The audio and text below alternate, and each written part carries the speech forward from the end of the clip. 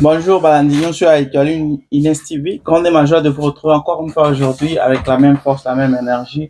Bokota. Voilà Maman Inès Alobaka. Bokota. En tout cas, je vous prie de partager un peu les lives, pas les lives, nos sessions de décryptage politique pour nous rendre un peu aussi populaires, pour commenter, partager, aimer si vous aimez ce que nous faisons. En tout cas, ça va nous encourager. C'est bien quand vous regardez les émissions, mais c'est aussi mieux de faire quelque chose, aimer, partager, commenter. Ça nous encourage quand on voit que l'émission est vue par beaucoup de gens, l'émission a beaucoup de commentaires, beaucoup de j'aime. Ça nous fait vraiment beaucoup de bien. C'est votre seule façon de nous encourager. On ne vous demande pas de l'argent, c'est juste participer. Hein. J'ai toujours aimé dire, c'est comme être à l'église et les pasteurs prêchent, ils prêchent. Vous sentez que ce qu'ils prêchent là, ça vous touche. Mais vous ne dites rien. Hein. Les pasteurs prêchent pendant, je ne sais pas, 1 heure. Personne ne dit Amen. Hein, ça fait très mal. Ça fait mal. Voilà pourquoi il y a ceux-là qui réveillent les autres. Eh, vous faites ça, moi, Amen. Parce que vous participez. Alors, votre seule participation à ce live, à cette émission, c'est quand vous aimez, vous partagez, vous commentez. On lit vos commentaires, ne vous en faites pas. On lit vos commentaires. Il y a ceux-là qui injurient. J'ai toujours dit, je ne fais pas mention de ces personnes-là, mais j'ai toujours trouvé que décryptage politique, c'est pour les intellectuels. Si vous avez des arguments qui sont différents par rapport aux nôtres, vous avez des opinions qui sont diverses, dites-les nous, partagez-les, hein, au moins que l'on sache que non, ce monsieur n'est pas d'accord avec ce que j'ai dit. Lui, il trouve que en lieu et place de ça, je devais dire ça. Peut-être que vous pouvez aussi m'informer, vous pouvez m'apprendre au lieu d'injurer. Parce que quand vous injurez, qu'est-ce que je vais changer? Et je n'ai rien que je vais changer. Alors, soyez libre de nous écrire, de donner des compliments négatifs, des défauts, dites-les nous. Dites-nous ce que vous pensez et nous allons essayer de changer. Il y a une personne là qui parle de mon français. Je ne sais ce que vous le dire. Je suis dans un pays anglophone, donc j'essaie vraiment de parler français. Je ne connais pas très bien le français, donc j'essaye. L'essentiel est que le message puisse passer. Alors, ne soyez pas dur avec moi. Hein, ne soyez pas dur avec moi. J'essaye. Ou sinon, je devrais commencer à parler le lingala que je ne maîtrise pas aussi bien. Alors, je pense que le français, il y a beaucoup de gens qui nous suivent. Il y a des gens qui nous suivent un peu de partout. Des gens qui nous suivent depuis le Sénégal, depuis la Côte d'Ivoire, depuis le Cameroun. Alors, le français est connu de tous. Alors, je suis sûr que vous nous suivez et vous comprenez ce que nous essayons de dire. Si vous ne comprenez pas, au moins vous essayez de comprendre. Hein? Si le français n'est pas bien, au moins vous essayez de comprendre. Les messages passent quand même. Alors, je reviens aujourd'hui avec une information. Ça m'a beaucoup fait, ça m'a fait rire d'une part. De l'autre côté, ça m'a énervé. On va parler de Nanga aujourd'hui. On va parler de Patrick Mouyaya. Et puis, on va parler de Fachi Béton. On va parler de lui. Je passe une vidéo de Nanga d'abord. Et puis, je vous reviens pour faire mon analyse, ma petite analyse. Alors, suivons ceci. Notre terrain commun, c'est le Congo, la République démocratique du Congo, que nous appelons encore République démocratique du Congo par conformisme. Mais nous, dans notre logique, nous n'avons pas peur pour aller à Naïvacha. Nous nous sommes dit, nous nous battons Congo, et dans notre projection, que mouvement, c'est que la République démocratique du Congo devra devenir la République fédérale du Congo.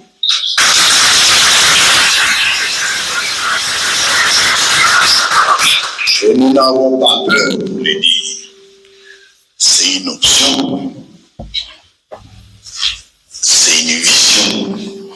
Car nous disons, le Congo étant notre premier intérêt, mais le vrai intérêt, c'est le Congolais pris individuellement où qu'il se trouve. C'est pour son bien que nous nous battons.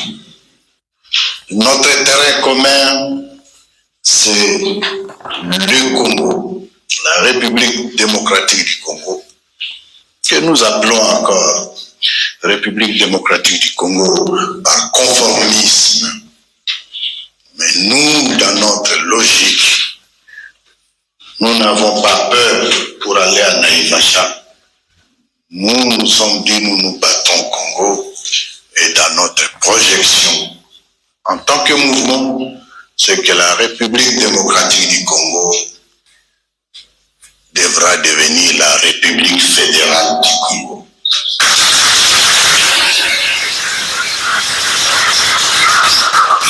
Et nous n'avons pas peur de le dire. C'est une option,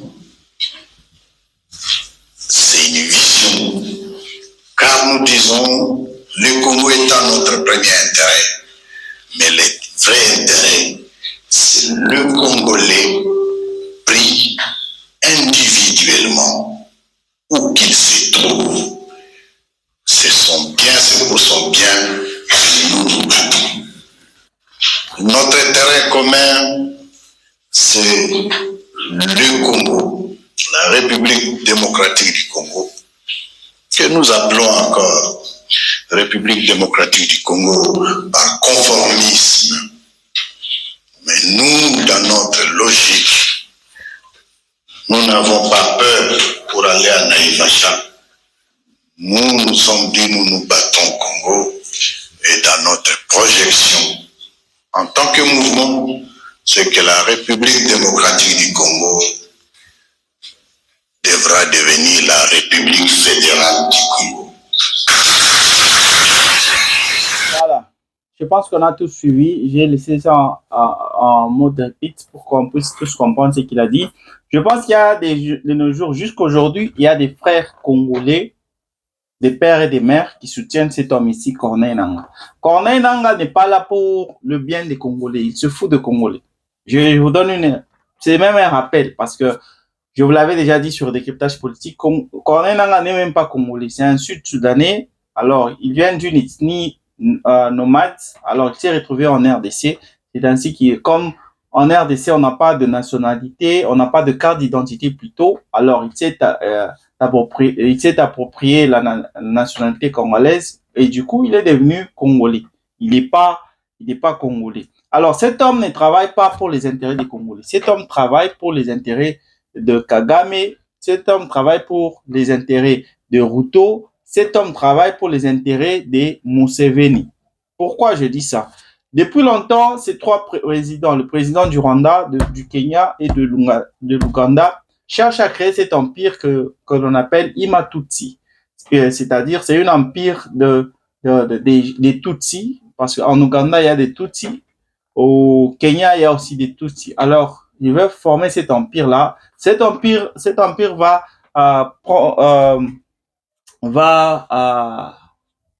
va occuper une partie de nos terres, c'est-à-dire l'est de notre pays, ensemble avec le Rwanda, ensemble avec l'Ouganda et le Kenya, ça va former cet empire-là, Imatutsi. Ça a toujours été l'idée ou la vision de Kagame.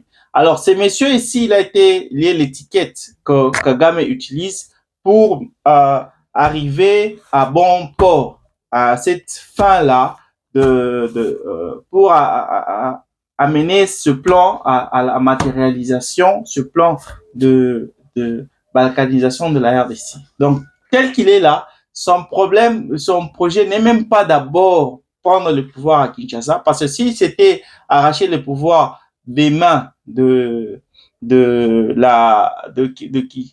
Tshisekedi, il l'aurait fait depuis longtemps parce que quand il avait pris Goma et Bukavu, il n'y avait pas de résistance. C'est-à-dire, il descendait dans une localité, il a pris parce que nos soldats, nos soi-disant vaillants soldats, jetaient leurs uniformes, leurs tenues et ne voulaient pas se battre. C'est ce qui s'est passé. Donc, ce n'est même pas question de dire, oh non, il veut prendre, et il a jusque-là, il n'a pas pris parce qu'il y a de la résistance.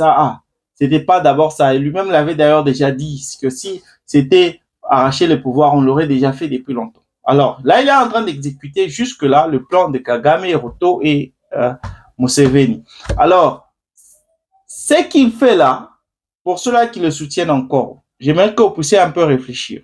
S'il arrivait à arracher le pouvoir des mains de Félix Tshisekedi, c'est pas lui qui va diriger, c'est Joseph Kabila, le Rwandais, qui a d'ailleurs reçu ou purgé d'une peine de mort de la part de la haute cour militaire. C'est lui qui va diriger le Congo en lieu et place de Nanga. Alors, cela veut dire quoi? Nous serons dans un pays où on est dirigé par des Rwandais et on est esclave dans notre propre pays. Parce que quand Joseph Kabila avait passé les 18 ans au pouvoir, on était tous là, on voulait, il y a des gens qui marchaient, il y avait des gens qui avaient été tués parce qu'ils faisaient des protestations, pas plus de changement de constitution, Joseph Kabila, Tolembi, il faut qu'il et consort. Alors, vous savez qu'il y avait des gens qui avaient été tués durant ces protestations-là. Alors, la même personne qu'on ne voulait pas, c'est la même personne que l'on veut récupérer au pouvoir aujourd'hui. Parce que je vous rappelle, Nanga, s'il est arrivé que c'est Nanga qui devenait président, c'est pas lui qui va diriger, c'est Joseph qui va récupérer le pouvoir. Et pas seulement ça.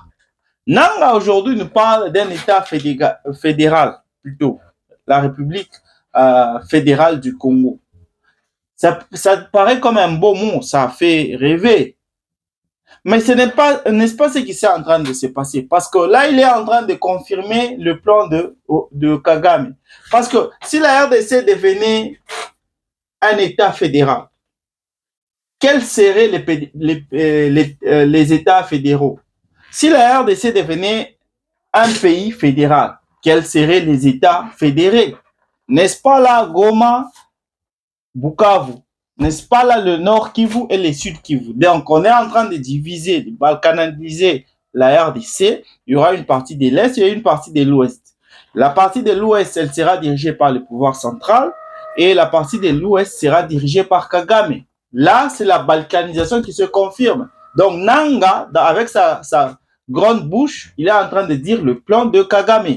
Et nos frères, c'est l'idiotie si après avoir écouté ça, vous continuez à soutenir Corneille Nanga. Je me dis pas, j'ai toujours dit ceci, je ne suis pas d'accord avec tout ce que Félix Tshisekedi fait, mais laissez les mains à Nanga, c'est laisser plutôt soutenir Nanga, c'est soutenir les Rwandais. Être derrière Nanga, c'est être derrière les Rwandais. Vaut mieux avoir même ces Fachi-là que d'avoir les Rwandais. Parce que ça fait mal, ce n'est même pas normal d'être esclave de nos jours au 21e siècle. Mais quand même être esclave de votre frère, qu'être esclave dans votre pays des étrangers, ça n'a pas de sens. C'est ce qui se passe entre Israël et Palestine, le combat qu'ils ont jusqu'aujourd'hui. Alors, comment, après avoir écouté ça, vous pouvez continuer, parce qu'il a dit qu'il y a des Congolais qui continuent à l'appeler. Je vais vous passer une autre vidéo dans laquelle il dit que les Kinois cherchent, m'appellent chaque jour, quand est-ce que tu vas venir ici? Si ce qu'il dit là est vrai, est-ce que vous ne trouvez pas que vous avez perdu quelque part la tête? Parce que, comment expliquer que quelqu'un qui veut balkaniser le Congo, veut regarder même Denis Mukwege, ce prix Nobel de la paix. Vous allez comprendre tout ce qu'il dit là. La balkanisation, elle est déjà en marche. Ces gens-là ont occupé, ces Rwandais ont occupé l'Est du pays depuis le début de l'année. Aujourd'hui, au moins, je vous parle, l'année est en train de se terminer. Et nous avons l'ennemi. Ils n'occupent pas seulement l'Est du pays, ils sont en train de piller nos minéraux. C'est-à-dire, au moment où vous souffrez, vous manquez à manger, vous manquez de quoi payer la scolarité de vos enfants, vous manquez d'emploi, vous vivez dans des conditions invivables, il n'y a pas de route, il y a des inondations, quand il pleut, ça soigne. Comme vous vivez là dans cette souffrance, le Rwanda pille nos minéraux et le Rwanda est en train de construire son pays. Aujourd'hui, le Rwanda, j'ai suivi quelqu'un là, un arabe qui dit que le Rwanda ne peut même pas être comparé à l'Afrique du Sud.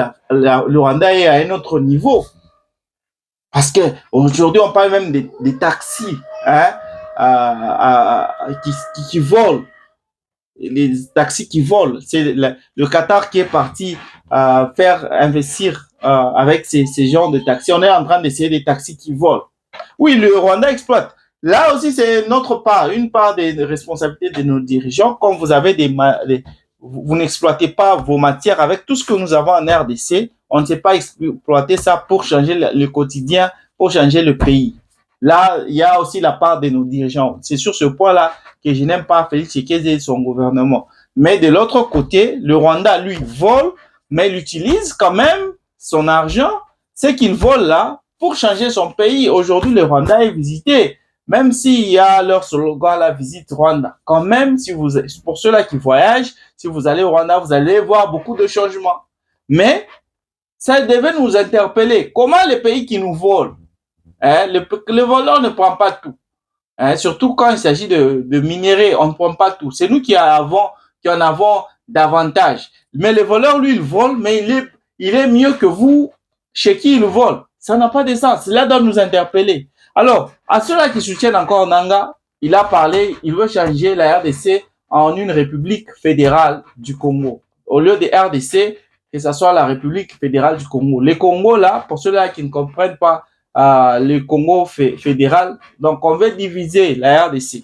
Donc, il y aura des États fédérés qui vont dépendre qui ne vont pas dépendre du gouvernement central. Le gouvernement, donc chaque État fédéré va s'occuper de ses propres affaires. Donc c'est comme des États qui sont à part dans un même pays.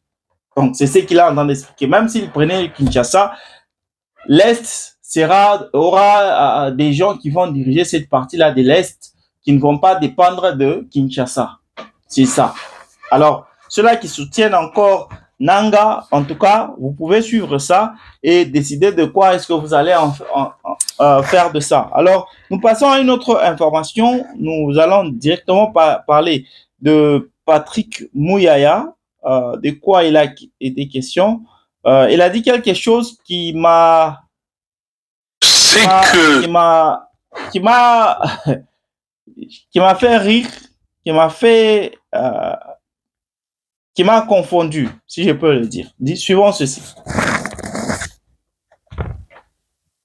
En parlant de cela, j'ai vu qu'il y avait sur les réseaux sociaux une fausse polémique engagée par les fils, justement, parce que très attentifs à ce que nous disons, et dans les stricts objectifs de s'aimer la division et la confusion.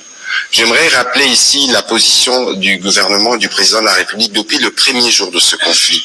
Chaque Congolais est important. Chaque province, chaque territoire, chaque communauté compte. La preuve, le ministre des Mines a failli laisser sa vie parce qu'il devait aller compatir avec les compatriotes qui ont été touchés. L'unité nationale, c'est les socles qui nous tient et la mobilisation de tous les citoyens que nous faisons quotidiennement est la seule réponse à l'agression. Et c'est cette mobilisation qui fait que on veut toujours à travers la désinformation, toujours à travers le poison rwandais, vouloir travestir ce qui a été dit ici. Je pense que s'il y a une province que j'ai particulièrement visitée depuis que je suis au gouvernement, c'est la province du Nord Kivu. Et d'ailleurs, je m'y installerai dès que la paix sera restaurée parce que la République du Congo, démocratique du Congo, appartient à nous tous. En parlant de cela, j'ai vu... On a tout suivi ce qu'il a dit. Si je dois dire quelque chose par rapport à ça, il a dit que s'il y a une province qu'il a déjà visitée, c'est la province du Nord Kivu et il compte s'y installer une fois que la paix sera restaurée. Je l'ai déjà dit sur Décryptage politique, cela doit montrer il n'y a que les vaillants. Si nous avions des dirigeants qui étaient vaillants, cette guerre aurait déjà pris fin. Pourquoi je dis ça? On connaît tous la zone qui est toujours en guerre, la zone qui est toujours sujet des conflits, des massacres, des viols et consorts. C'est la partie Est. J'avais dit ceci dans l'une de mes sessions sur décryptage politique. Pourquoi ne pas faire de Goma, si pas la capitale, la deuxième capitale de la RDC? Comme ça, certaines autorités devraient aller habiter là-bas. Alors, après, quand les autorités vont habiter là-bas, l'armée, la plus grande partie de l'armée va aussi aller s'installer là-bas. Alors, avec ça, on peut contrôler ce qui se passe à l'Est. Ça demande de la bravure, c'est de la bravoure plutôt, mais aussi ça demande à ce que les dirigeants soient courageux, mais ça va aussi permettre à ce que qu'on puisse tant mieux que soit contrôler notre territoire, l'ensemble de notre territoire national. Ça va permettre cela. Parce que, par exemple, je vous donne l'exemple d'un pays. Si vous ne pouvez pas faire de Goma la capitale, faites au moins de Goma la deuxième capitale. Il y a des pays comme l'Afrique du Sud, par exemple. L'Afrique du Sud a 2 capitales.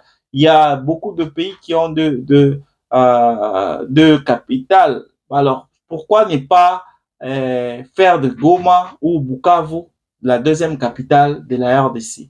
Ouais. Alors, quand le porte-parole du gouvernement dit quand il y aura la paix, je vais aller m'installer, c'est pas pour être accueilli, parce que c'est maintenant qu'on a besoin de voir votre courage. C'est maintenant qu'on a besoin de voir ces gens-là qui disaient si vous me votez, vous verrez, je vais faire ça, je vais être là pour vous et consort. C'est maintenant qu'il faut aller habiter là-bas. C'est maintenant qu'il faut prouver que vous avez été voté par la population et vous êtes, sans la population, vous ne serez pas là où vous êtes.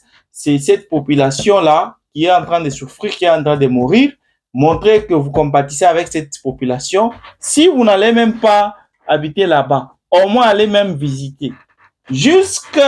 Depuis que cette guerre-là a commencé, depuis que les M23 ont pris toutes ces zones-là, pas une seule autorité congolaise ne s'est rendue là-bas. J'étais étonné quand Tshisekedi disait même, oh non, en tout cas, ne croyez pas qu'on vous a oublié. Non, vous les avez déjà oubliés. Vous les avez déjà oubliés. Qu'est-ce qui montre aujourd'hui que ces gens-là ont la compassion des autorités congolaises? Parce que chaque jour, ces gens-là continuent à mourir. Chaque jour, ces gens continuent à se déplacer, à fuir. Il y a l'insécurité partout. Qu'est-ce qui montre? Au moment où je vous parle aujourd'hui, les banques sont fermées là-bas. Il n'y a pas que ça. Les écoles et toute institution scolaire de cette partie occupée par les M23 avaient demandé au gouvernement. Ces gens ici du M23 nous ont imposé des bulletins que nos élèves sont sommés de payer 1000 francs. Maintenant, que dire de vos diplômes, des bulletins que vous nous donnez? Qu'est-ce qu'on doit faire par rapport à ça? Le gouvernement, pas un seul membre du gouvernement avait répondu à cette question-là. Donc, ces gens-là sont abandonnés. Ces gens-là sont déjà abandonnés par les gouvernements. Même la gratuité scolaire qui est répandue sur toute l'étendue de la RDC, à Goma et à Bukavu, on a dit ces zones qui sont occupées par les conflits, pas question. Donc, eux là-bas, qui ont les banques fermées, qui n'ont pas de liquidités, eux doivent payer. À vous de juger, mesdames et messieurs. Je passe à une autre information. C'est toujours Patrick Mouyaya qui a promis au M23 une fin similaire à celle du RCD. Pour ceux-là qui ne connaissent pas le RCD, c'est un mouvement des rebelles qui a existé vers les années 1998 du temps de Joseph Kabila. C'est d'ailleurs cette milice qui était dirigée par Roger Lumbala à sa tête. C'était le monsieur qui est aujourd'hui poursuivi par la justice française. Il est jugé pour ça, massacre et consort, tout ce que ces miliciens avaient fait. Alors, il est poursuivi. Alors, Mouyaya, aujourd'hui, dit que les dirigeants ou les M23, la fin des M23 sera similaire à celle de la RCD. Donc, comme pour dire que on peut voir Nanga aussi terminer comme vice-président parce que toutes les personnalités politiques de ce temps-là qui dirigeaient le RCD, après le RCD, après que le RCD ait été dissous, si je peux le dire, toutes ces personnalités-là ont eu des postes clés dans les institutions politiques de la RDC, que ce soit dans l'armée, dans les gouvernements. Je peux vous donner l'exemple de Ernest Wamba, il y a Arthur Zaïdi Ngoma, il y a Moïse Nyarugabo, il y a Azarias Urberoa, il y a Moussa Nyamousi, toutes ces personnalités-là, avec quand ces gens-là ont décidé de ne plus continuer à soutenir ou à diriger ce mouvement de rébellion RCD, on leur a donné des postes. Et ce n'est pas là même pas une information, c'est une injure, si je peux dire, pour nos frères et sœurs qui sont en train de mourir. Et puis, il n'y a pas que ça. Il y a contradiction. Il y a contradiction. Pourquoi je parle de contradiction? Le président Félix Tshisekedi a été voir son homologue serbe, parce que il avait été invité là-bas pour une visite de 3 jours. Et comme il en a fait l'habitude récemment, quand il était en Égypte, il a rencontré les Congolais de la diaspora. Au Brésil, il a cherché à rencontrer les Congolais de la diaspora. Et maintenant, là, il avait aussi rencontré les Congolais de la diaspora qui habitent plutôt la Serbie. Alors, il leur a parlé. Et dans son discours, il a dit, je me rendrai à Washington pour entérimer l'accord signé avec les Rwandais. Mais on ne fera ni brassage, ni mixage. Tel était le message de Félix Tshisekedi. C'est-à-dire, même dans son propre gouvernement, on ne sait pas quelle est la vision. Qu'est-ce qu'on doit dire, qu'est-ce qu'on ne doit pas dire. Lui, Mouyaya nous parle de la réintégration de ces personnes-là. On va les réintégrer dans le gouvernement de Félix Tshisekedi. Félix Tshisekedi parle de non-brassage ni mixage. On ne sait pas qui dit quoi. C'est un peu comme l'exemple que je peux vous donner, un exemple banal. On a demandé à Patrick Mouyaya, au Forum de paix, quand on avait demandé le président Macron avait dit qu'on devait veiller à ce que l'aéroport de Goma puisse être réouvert pour apporter l'aide humanitaire aux sinistrés, aux personnes victimes de la guerre. Le gouvernement congolais, après, je pense, 1 ou 2 jours, on avait demandé à Patrick Mouyaya qu'est-ce qu'il disait par rapport à ça. Il a dit que non, la réouverture ou la non-réouverture de l'aéroport ne dépend pas du M23, mais cela revient au gouvernement congolais parce que quand les M23 ont arraché Goma, c'est le gouvernement congolais qui avait décidé à ce que l'aéroport de Goma soit fermé. Et cela incombe toujours au gouvernement congolais de décider de sa réouverture. Donc cela ne dépend pas du gouvernement rwandais ni des M23, non. Mais quelques jours après, je pense la semaine passée, je vous ai passé l'interview de la ministre des Affaires étrangères, Madame Thérèse, qui a dit qu'elle regrettait, elle se disait avoir regretté, elle disait que cette situation était devenue frustrante parce que le Rwanda avait accepté d'évoluer avec ses accords et puis il y a le Rwanda a fait marche arrière, on devait rouvrir l'aéroport. Mais au moment où je vous parle, le Rwanda a fait marche arrière. Alors, pour confirmer que la réouverture de l'aéroport ne dépend pas de la RDC ni des M23, mais de leur père, le Rwanda. Cela explique pourquoi c'est M. Olivier, là, leur ministre des Affaires intérieures, avait dit à Forum, quand il était, parce qu'il était aussi invité, pas lui qui était invité, mais plutôt Kagame, qui était invité en France, mais il n'avait pas voulu être là, sachant que Félix Tshisekedi était aussi invité. Donc, ces derniers temps, Kagame évite Félix Tshisekedi par rapport, vous allez vous rappeler de la dernière rencontre, là où ils étaient dans une même salle à Bruxelles, quand Félix Tshisekedi avait tendu la main à Félix Tshisekedi pour faire une paix des braves. Cela n'avait pas été fait, donc il était comme qui dirait humilié parce qu'il ne savait plus quoi faire, il ne s'y attendait pas. Alors, il était invité au forum de paix en France, il n'était pas allé. Il était aussi invité en Angola au forum ou à la conférence des Grands Lacs, il s'y était pas rendu vu que Tshisekedi allait participer. Alors, je reviens à Olivier, ce ministre rwandais. Alors, en l'absence de Kagame, à ce forum de Paris, il avait dit ceci, que Paris n'était ni l'endroit, ni les lieux pour parler de la réouverture de l'aéroport de Goma. Cela revenait au M23 parce que ce sont eux qui occupent cette zone, de l'Est. Alors, c'est au M23 de décider de la réouverture de l'aéroport. Donc, on ne peut pas discuter de cela à Roma, qu'est-ce que je dis là, à Paris, parce que les M23 n'étaient pas là à Paris, ils n'étaient pas invités. Alors, qu'on laisse les États-Unis et le Qatar traiter de ces problèmes. C'était ça. Alors, ça explique tout ça, ce qui s'est passé. Dans ma session précédente, je vous ai parlé de Kagame qui disait que si c'était lui qui avait déjà pris la partie de Goma, il allait demander à ce que le gouvernement congolais puisse d'abord traiter ou gérer ces problèmes avant qu'il ne puisse céder ces terres au gouvernement congolais. Mesdames et messieurs, c'est à vous de juger par rapport à cette situation. Qu'est-ce qui se passe? Quelle est la vérité? Quand le ministre des Affaires intérieures vient vous dire autre chose, le porte-parole du gouvernement qui est censé dire ce que le gouvernement ou ses autorités décident de dire, il vient dire aussi autre chose. Il y a le président Félix qui dit aussi autre chose. On ne sait pas là où on va avec cette histoire.